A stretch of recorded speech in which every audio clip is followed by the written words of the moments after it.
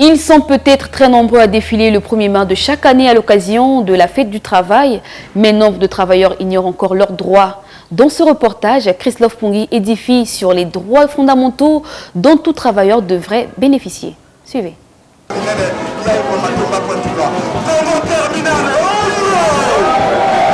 Trouvez un Congolais qui vous dise de façon concrète quels sont ses droits en tant que travailleur. Il faut mettre le cursus sur les responsables dans les entreprises. Les droits des travailleurs au Congo-Brazzaville sont régis par le Code du travail. Voici quelques-uns de ces droits fondamentaux.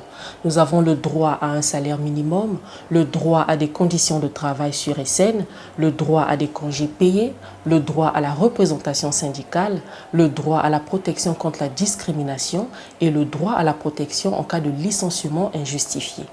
Mais il est aussi important de noter que ces droits peuvent être sujets à des variations et à des spécificités en fonction de la législation en vigueur et des accords collectifs dans différents secteurs d'activité au Congo-Brazzaville.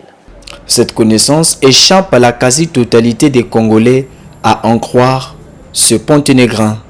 Le Congolais, nous ne pouvons pas avoir 30% qui en connaissent. Les 30% encore ignorent qu'est-ce que le droit. Voilà pourquoi nous nous fourrons partout. Voilà pourquoi nous faisons tout ce que nous pouvons, tout ce qui se présente et bafouer nos propres droits.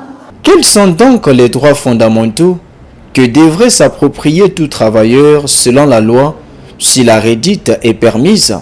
Quand on est travailleur, on met un petit peu sa vie, on met son énergie, justement l'énergie qu'on donne au travail, sous la direction d'une personne, que cette personne soit une personne physique ou une personne morale. Dans ces conditions, que nous soyons une personne physique ou morale, nous devons commencer par garantir aux travailleurs des conditions de travail satisfaisantes. C'est la base. Il faut que des personnes aient envie de venir travailler. Pour que les personnes soient productives, il faut justement leur garantir un environnement sain au travail. Mais on l'a dit, travailler, c'est avoir une rémunération. Ça veut dire que l'employeur doit garantir justement le salaire de ses travailleurs. C'est une obligation même. C'est là qu'intervient cette notion de travail. Mais vous savez que le Code du travail parle aussi de certaines choses comme les congés payés. C'est prévu par les textes que pendant un mois, on parle de 26 jours ouvrables. Si on ajoute les week-ends, nous avons donc un mois de vacances. C'est une période qui est forcément, j'ai envie de dire, garantie pour les travailleurs. En plus de ça, il y a ce qu'on pourrait appeler le jour de repos parce qu'on sait que nous avons, la loi parle de 40 heures par semaine, donc il y a forcément un jour où on ne travaille pas. Chez nous, généralement, c'est le dimanche, mais il y a des entreprises particulières, il y a des statuts particuliers qui font que certaines personnes ne travaillent même pas le samedi. Donc vous voyez que tout cela dépendra du contrat, mais la base, c'est vraiment celle-là, garantir un environnement sain, respecter les personnes parce que ce sont des personnes humaines. Voilà, c'est pas parce qu'on est employeur qu'il faut avoir une attitude très très désagréable par rapport à ses employés. Et puis évidemment ce salaire qui est la base même, la notion même du travail.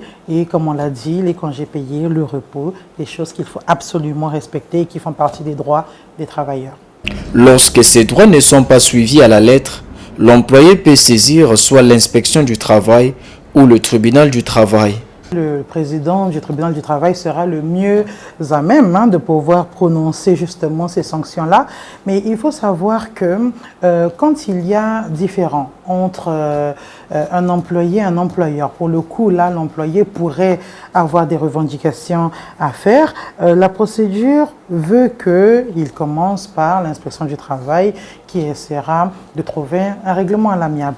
Et puis, bon, si c'est trop compliqué, la procédure arrivera donc devant le président du tribunal du travail, qui est un juge unique, qui travaille avec deux juges assesseurs, l'un représentant les employés, l'autre les employeurs.